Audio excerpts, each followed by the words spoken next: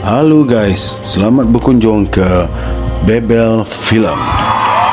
Semoga kalian semua sihat walafiat. Hendaknya untuk susun alur cerita kali ini, kita akan menyelusuri jalan cerita filem Triad Gangster Mafia Payday. Jom layankan. Oh ya, sebelum kita teruskan dengan jalan cerita ini, kepada kalian untuk subscribe supaya menjadi pemangkin semangat untuk saya terus memperbanyakkan lagi video-video yang lain. Di awal cerita, kita ditontonkan dengan sosok wanita yang bergegas masuk ke sebuah pusat karaoke untuk menghantar makanan yang dipesan pelanggannya. Ya, wanita ini yang bernama May. Setibanya di pusat karaoke itu, ternyata berlaku pergaduhan melibatkan dua lelaki kerana pelanggan tersebut tidak mahu membayar disebabkan mi yang telah dipesan telah pun kembang akibat dari kelewatan May. Ya, lelaki ini bernama Leong. Tetapi tidak lama, bos Leong sampai di lokasi dan tanpa lengah-lengah terus memukul kepala Samsung itu dengan botol hingga membuatkan dia pengsan. Bosnya diberi gelaran Ghost. Tanpa basa-basi, Ghost memberikan botol minuman kepada Leong untuk menebus kembali perbuatan Samsung tadi yang memecahkan botol di kepalanya. Lepas satu, lepas satu lagi botol, sehinggalah ditahan sabar oleh orang kanan keduanya. Senang cerita abangah dia lakukan. Selang tak berapa lama selepas itu, datang seorang lelaki untuk berbincang dengan Ghost. Ya, lelaki ini adalah Bill. Bill merupakan sepupu kepada Ghost. Di dalam perbincangan tersebut, Bill berusaha memujuk Ghost untuk menjual aset-asetnya yang ada, namun tetap ditolak oleh Ghost. Sebelum beredar, Ghost sempat memesan serius kepada Bill supaya jangan mengganggu kawasannya lagi. Kita beralih ke part seterusnya. Ghost, abang kedua dan tertua iaitu B, berada di sebuah sauna milik Ghost. Siapa bilang gangster tak mahu manjakan diri, guys? Selang tidak lama datang Leong ke sana untuk membincangkan next project mereka iaitu warung kopi gaya Hong Kong. Tapi belum ada lagi kesepakatan memandangkan B pernah mencuba namun gagal. Dipendekkan kisah, selang tak berapa lama skandal Ghost pun datang mengganggu suasana. Almaklum, Ghost selain merupakan ketua kongsi, dia juga merupakan ketua playboy tak sedarkan diri. Harap yang dah berumur jangan macam-macam ya. Keesokannya, Leong telah mengunjungi warung May untuk membayar jumlah duit yang belum dijelaskan lagi oleh Samsung kampung dusun malam sebelum itu. Di sini mereka telah bertukar-tukar nombor phone untuk saling lebih mengenali. Mereka tidak berbicara lama memandangkan May perlu ke hospital dengan segera untuk melawat ayahnya yang sakit. Suatu hari, ibu Ghost telah meninggal dunia dan ini telah membuatkan Ghost murung dan mood dalam keadaan yang tidak baik. Ditambah lagi dengan kenderaannya yang terperangkap di dalam kesesakan lalu lintas, Ghost tanpa berfikir panjang keluar dan secara spontan telah masuk ke dalam sebuah warung. Ya, warung itu adalah milik May. Selang tidak lama terjadi sedikit adegan tikam lidah antara pekerja warung dengan abang kedua dan B. Ini kerana pekerja warung seperti menunjukkan protes tidak mahu melayani kumpulan kongsi. May menjerkah kalau tidak suka tidak perlu bayar. Rupanya di sini May pun dalam keadaan yang sugul kerana baru sahaja kehilangan ayahnya yang tercinta. Ghost bangun dan menyatakan takziah kepada May. Namun sebelum kenderaan sempat bergerak, May datang membawa secawan air yang katanya boleh memberikan mood yang baik. Ghost berlalu pergi dan senyum kambing seorang diri. Di babak yang seterusnya pula, Ghost dan Leong berada di pusat karaoke milik Ghost. Dalam bersenang lenang itu, tiba-tiba dua kekasih Ghost datang untuk pergi ke suatu konsert yang di mana Ghost sendiri tidak merancang. Namun berkat hela Ghost, dia tidak dapat mengelak daripada pergi ke konsert tersebut. Setelah itu, Ghost mengatakan kepada Leong bahawa dirinya terlalu letih dan ingin pulang berehat. Rupa-rupanya itu hanyalah suatu helah Ghost untuk pergi ke suatu tempat yang tidak disangka oleh sesiapa. Ya, Ghost telah pergi ke warung milik May, membantu May dengan alasan supaya memaafkan atas kekasaran yang telah dilakukan oleh anak buahnya siang itu. Selesai mengemas kedai, Ghost menemani May untuk pulang ke rumahnya. Di sini kita boleh melihat bahawa Ghost seperti mengharapkan May adalah seperti wanita-wanita lain yang pernah dia jeratkan. Ghost amat kecewa kerana May berlalu tanpa memberikan satu pelukan. Gatai bang. Namun tanpa disedari, perlakuan Ghost itu telah dilihat oleh Leong yang kebetulan ingin pulang ke rumah menggunakan bas. Leong sedikit curiga dengan apa yang dilihatnya. Di lain hari, sauna milik Ghost telah diganggu oleh budak-budak Bill. Akibat daripada itu, pasukan polis telah sampai dan bertanyakan pelbagai hal. Kelanjutannya, Ghost cuma berharap agar pasukan polis dapat segera menangkap Bill dan kuncu-kuncunya. Selepas itu, Ghost tidak tangguh-tangguh pergi terus ke warung May dan terus membantu May untuk menutup kedainya selain membersihkan lantai dan sebagainya. Ghost membawa May untuk pergi minum-minum. Di sana mereka bergurau senda dan Ghost kelihatan seorang yang amat lucu pada pandangan May.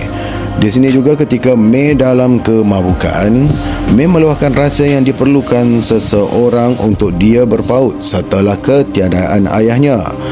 Ghost yang berat hati dengan permintaan akhirnya menerima permintaan May untuk menjadi tempat untuk dia berpaut.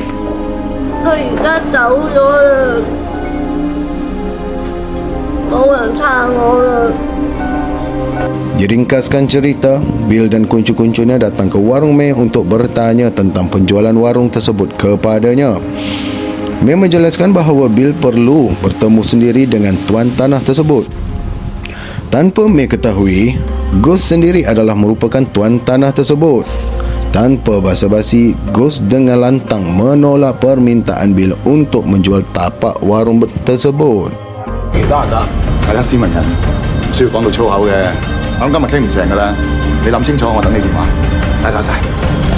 Bill berlalu pergi, namun sempat dititipkan kepada anak buahnya untuk memberi pengajaran kepada Ghost.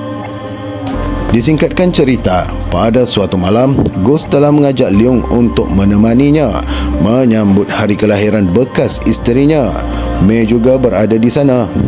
Sebenarnya Ghost berencana untuk meluahkan rasa isi hatinya untuk melamar May pada malam itu. Tanpa diduga, sebelum pertanyaan secara terus dari Ghost, May secara langsung telah menyatakan bahawa dia tidak menyintai Ghost dan dia hanya menyintai insan yang lain.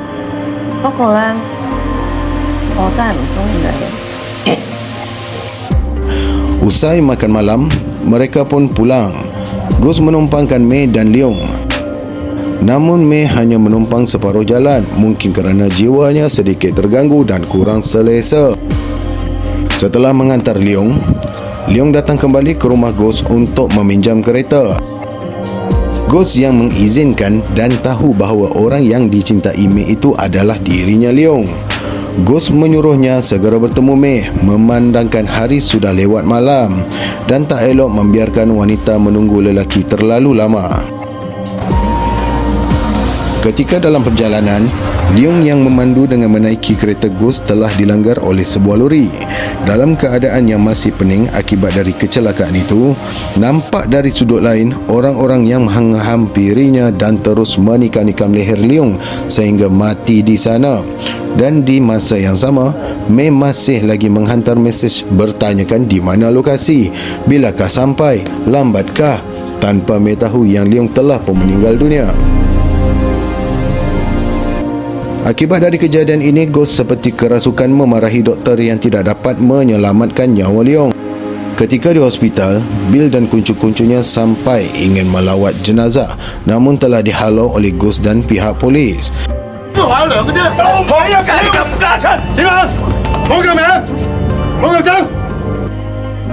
Disingkatkan cerita, Ghost telah merancang sesuatu dengan tuan detektif untuk membuktikan Bill adalah pembunuh sebenar dengan mempertaruhkan nyawanya.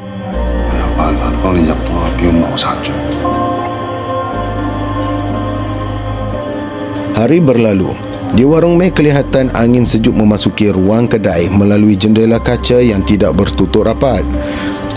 Mei bangun untuk menutup jendela itu. Ketika ingin menutup tingkap itu, Mei terperasan ada resit yang telah ditampal di sebalik kalender. Ya, itu adalah resit gambar. Mei terus bergegas pergi ke kedai foto untuk mengambil gambar tersebut. Apa yang mengejutkan ialah gambar itu adalah untuk diletakkan di keranda. Mei menghubungi abang kedua dan B. Ketika mereka panik mencari Ghost, mereka terserempak dengan pihak polis yang sepertinya ingin menjalankan misi. Setelah didesak, mereka dibenarkan ikut sama menaiki van pasukan untuk mencari tahu keberadaan Ghost.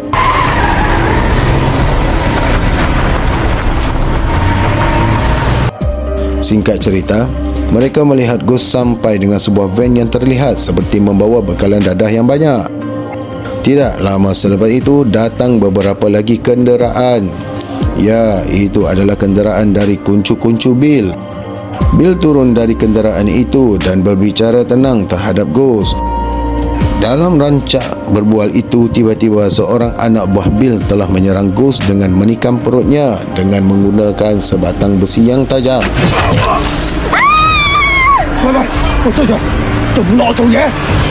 Ghost terluka akibat tusukan itu.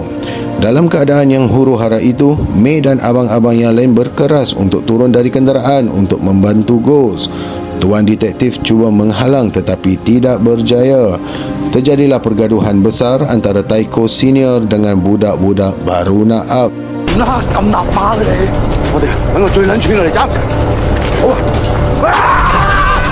Kelihatannya abang kedua dan B masih lagi boleh bertarung seperti muda kala, walaupun kelihatan lelah dan tak berdaya.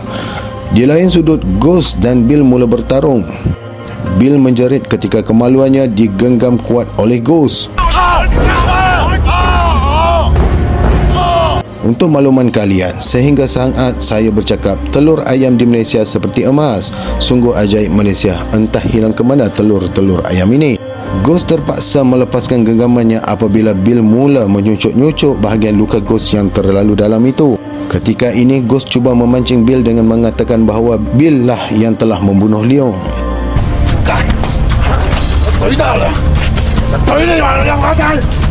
Bill termakan kata-kata Ghost itu dan menyatakan memang dialah yang telah membunuh Leong. Dan kini Ghost adalah yang seterusnya. Usai Bill membuat pengakuan tersebut, pihak polis terus mengepung. Bill tidak sedar bahawa di lokasi itu terdapat kamera dan setiap apa yang diungkapnya telah pun dirangkam. Berkenaan dengan dadah yang berada di dalam van Ghost itu, ia hanyalah tepung. Ia hanya untuk dijadikan umpan kepada Bill. Ini kerana Ghost memang tidak mahu terjebak dengan pengedaran dadah.